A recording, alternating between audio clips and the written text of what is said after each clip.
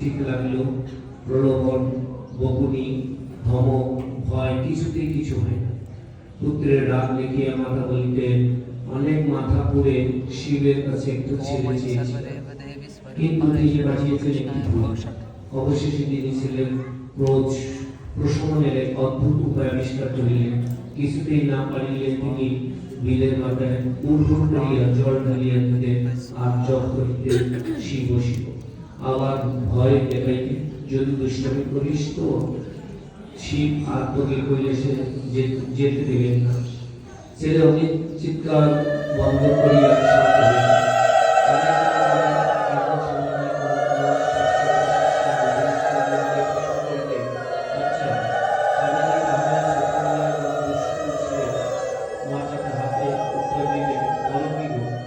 তাকে দেখবার জন্য দুটো ঝি